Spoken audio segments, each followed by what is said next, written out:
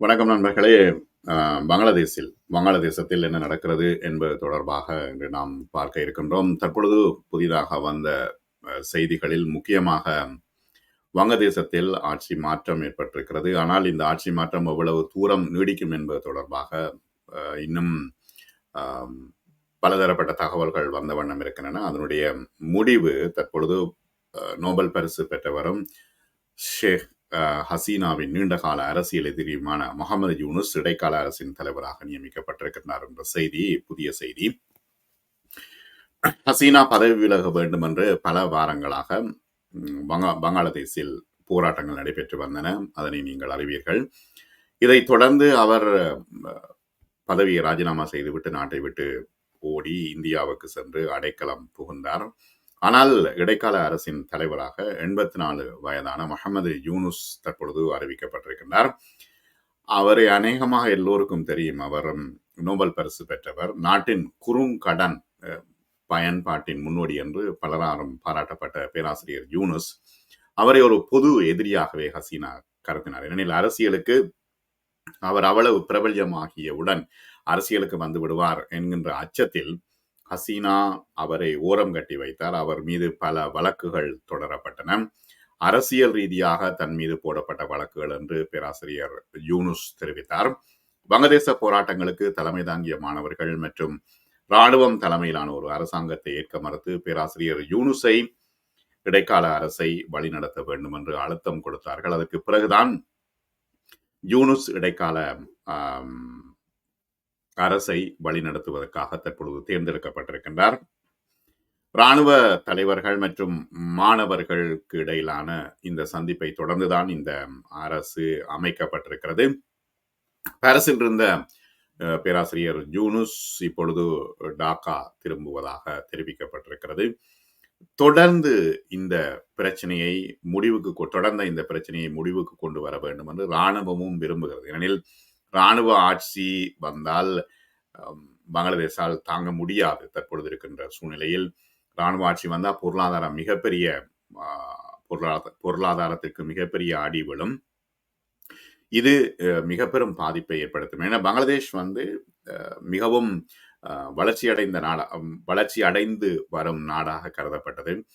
வெளிநாட்டு ஏற்றுமதிகளில் தங்கியிருந்தது, ஆடை ஏற்றுமதியில் தங்கியிருந்தது. ஆகவே இவ்வாறான ஒரு சூழ்நிலையில் பங்களாதேசம் தற்பொழுது மிக பெரும் நெருக்கடிக்கு உள்ளாகி இருக்கின்ற இந்த சூழ்நிலையில் தற்பொழுது அங்கு நடக்கின்ற விடயங்கள் முழுமையாகவே பங்களாதேசம் பெரும் கலைவரமாக மாறியிருக்கிறது.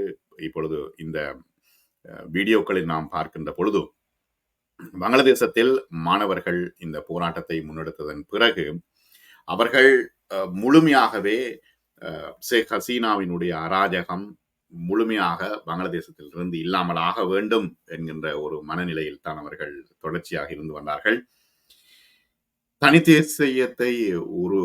தேசத்தை உருவாக்கிய தலைவரின் மகள் ஹசீனா அதே நாட்டில் இராணுவ சர்வாதிகாரத்தை எதிர்த்து போராடுவது, சிறையில் அடைக்கப்படுவது, தேர்தலில் வெற்றி பெற்று ஒரு தடவை அல்ல 5 தடவைகள் பிரதமராவது, கடைசியில் தனது 76வது வயதிலே எப்படி கோட்டாபாய ராஜபக்ஷ உயிரை கையில் பிடித்துக் கொண்டு ஓடினாரோ அதே போல ஹசீனா ஓடிவிட்டார்.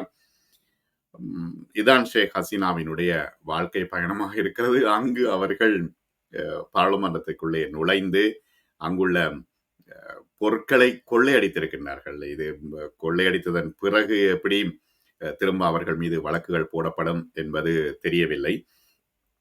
பங்களாதேஷாக மாறிய கிழக்கு பாகிஸ்தானில் போராட்டங்களை தொடர்ந்து ஆட்சி மாற்றம் நிகழ்வது என்பது புதிய விஷயம் அல்ல. பாகிஸ்தானுக்கு எதிரான போராட்டத்தில் உருவானதுதான் இந்த பங்களாதேசம். ஷேக் முஜிபுர் ரஹ்மான் தலைமையில் அமைந்த அவாமி லீக் கட்சியினுடைய ஆட்சியில் பங்களாதேஷின் இஸ்லாமிய மதவாத கட்சியினர் தடை செய்யப்பட்டார்கள். ஜனநாயகம், சோசலிசம், மதச்சார்பின்மை, தேசியம் என்கின்ற அடிப்படையில் அரசமைப்பு சட்டம் வடிவமைக்கப்பட்டது. அது முதலே தொடர்ந்தும் அங்கு போராட்டங்கள் நடைபெற்று வந்தன.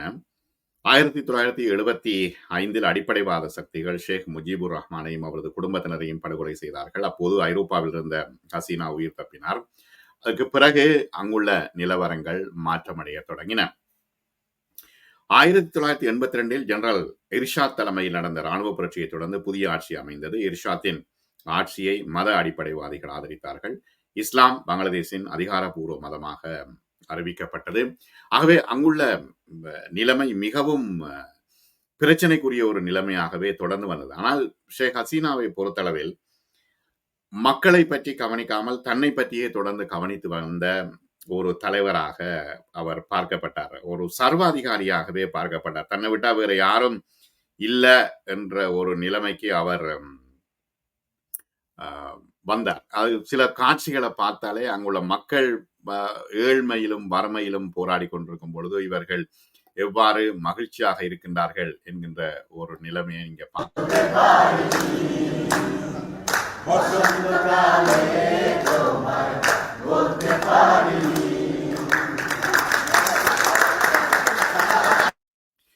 ஆகவே அவர்களுடைய குடும்பத்தினர் மிகவும் சந்தோஷமாக இருக்க மக்கள் ஏழைகளாகவே தொடர்ந்து அங்கு இருந்தார்கள். இது ஒரு பெரும் பிரச்சனையாக இருந்தது. பங்களாதேஷ் தான் உலகத்துல வறுமையான நாடாக இருந்தது. ஆனால் தற்பொழுது ஆடை ஏற்றுமதி தொழில் மூலம் மிகவும் முன்னேற்றம் பெற்ற ஒரு நாடாக இருந்தது. என்ன பிரச்சனை என்றால் இலங்கைக்கு கடன் கொடுக்கிற அளவுக்கு பங்களாதேஷ் ஒரு முன்னேற்றம் பெற்ற நாடாக இருந்ததை நாம் இங்கே பார்க்கின்றோம்.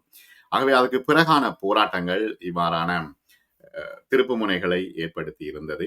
ஆகவே இது தற்பொழுது மாற்றம் அடைந்திருக்கிறது. இடைக்கால அரசில் இடம்பெறும் மற்ற உறுப்பினர்கள், அதாவது யூனுஸ் இருக்கின்றார், அவருக்கு பிறகு மற்ற உறுப்பினர்கள் யார் என்பது இன்னும் ஏனைய அரசியல் கட்சிகளுடன் பேசி முடிவெடுக்கப்படும் என்று தெரிவிக்கப்படுகிறது.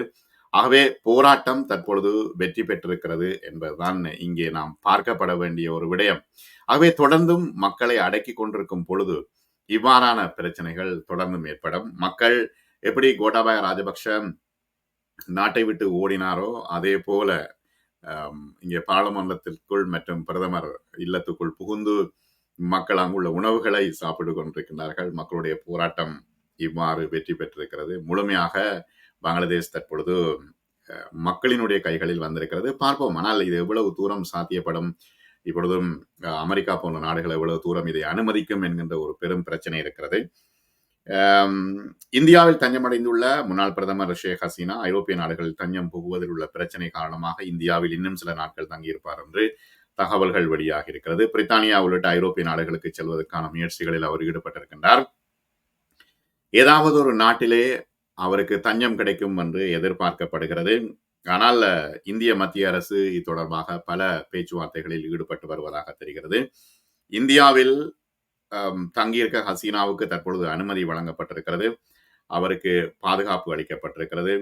எப்படி அவரை பாதுகாப்பது என்பது தொடர்பாக, ஏனெனில் இப்ப இந்தியாவே மிக பெரும் பிரச்சனை இருக்கு. மோடி இப்ப மெஜாரிட்டியில இருந்திருந்தா அது வேற கதை. தற்பொழுது சிறுபான்மை அரசாங்கமாக இருப்பதன் காரணத்தினால், அதாவது ஜெயலலிதா சொன்னது போல மைனாரிட்டி அரசாக இருப்பதன் காரணத்தினால் என்ன நடக்கப் போகிறது என்பது தொடர்ந்து மக்கள் அவதானித்துக் கொண்டிருக்கிறார்கள். அரசியல் அவதானிகளும் பார்த்து கொண்டிருக்கிறார்கள். முன்னாள் பிரதமர் ஷேக் ஹசீனா அங்கிருந்து தப்புவதற்கு முன்னர் அவாமி லீக் கட்சியின் மூத்த தலைவர்கள், பாதுகாப்பு அதிகாரிகள் மற்றும் போலீஸ் உயர் அதிகாரிகளுடன் ஆலோசனை நடத்தினார்.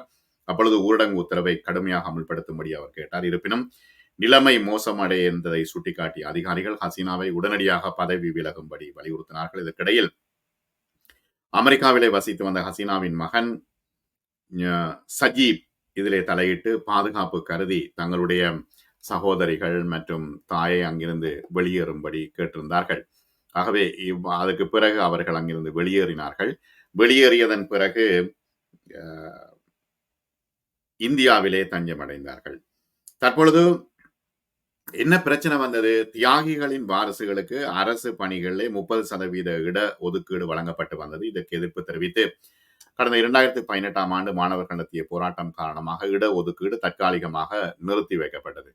ஆனா ஹசீனா பிரதமரானதன் பிறகு பதவியேற்ற நிலையில் உயர்நீதிமன்ற உத்தரவுப்படி 30% இட ஒதுக்கீட்டை கொண்டு வர முயற்சித்து வந்தார். இதற்கு எதிர்ப்பு தெரிவித்துத்தான் இந்த மாணவர்கள் ஆர்ப்பாட்டத்தை நடத்தினார்கள்.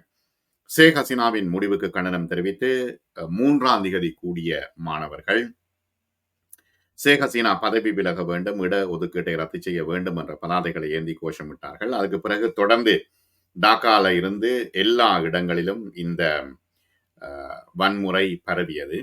ஆகவே இது முக்கியமாக இந்த வன்முறையை முடிவுக்கு கொண்டு வர வேண்டும் என்றே அங்குள்ள இராணுவத்தினரும் கருதுகின்றார்கள். எனவே அதன் காரணத்தினால் இந்த வன்முறை முடிவுக்கு கொண்டு வரப்பட்டிருக்கிறது.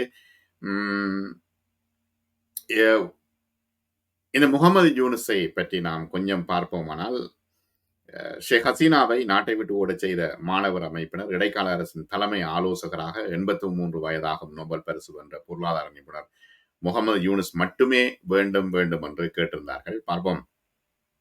ஒரு நாட்டின் ஷேக் ஹசீனா குறிப்பிடுகின்றார், இது அவருக்கு தெரியுது, போக போக மிகப்பெரிய பிரச்சனை ஆகும் என்று அவருக்கு தெரியுது.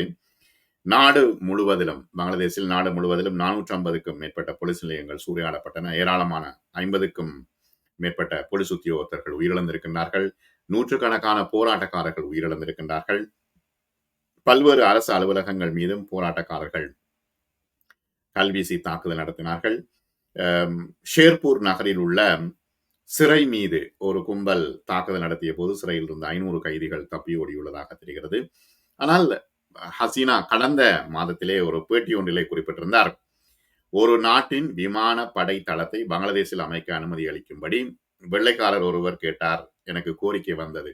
அவர் யார் என்று குறிப்பிடவில்லை. அவர் எனக்கு கோரிக்கை வந்தது. அதனிலிருந்து எனக்கு என்னுடைய அரசை கவிழ்ப்பதற்கான சதித்திட்டம் தீட்டப்படுகிறது என்று நான் உணர்ந்தேன் என்று ஷேக் ஹசீனா குறிப்பிட்டிருந்தார். என் தந்தை ஷேக் முஜிபுர் ரஹ்மான் படுகொலை செய்யப்பட்டது போல் நானும் படுகொலை செய்யப்படலாம் என்று ஹசீனா குறிப்பிட்டிருந்தார். ஆனால் இது எல்லாத்துக்கும் காரணம் மக்களை அனுசரிக்காமல் அவர் தன் இஷ்டப்படி தன்னுடைய சர்வாதிகாரத்தை பயன்படுத்தியதன் காரணத்தினால் தான் இவ்வாறான நிலைமை ஏற்பட்டிருக்கிறது. ஷேக் ஹசீனாவினுடைய அந்த ஆற்றில் சுத்தி வர ஆற்றுக்கு நடுவிலே மிகப்பெரிய பிரம்மாண்டமான